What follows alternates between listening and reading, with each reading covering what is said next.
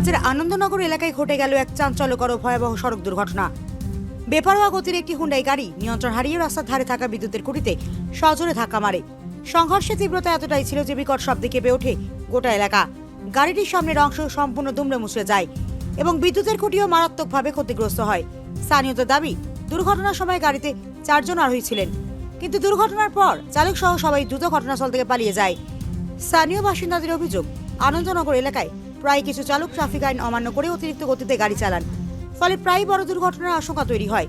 এই ঘটনার পর এলাকায় কঠোর ট্রাফিক নজরদারি এবং বেপরোয়া গতির বিরুদ্ধে কড়া ব্যবস্থা নেওয়ার দাবি তুলেছেন সচেতন নাগরিকরা।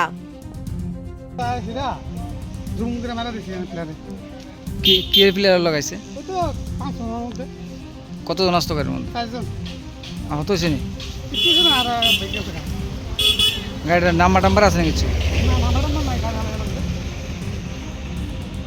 কোথাইতে আসতো গাড়িটা? এই জায়গাটার নাম?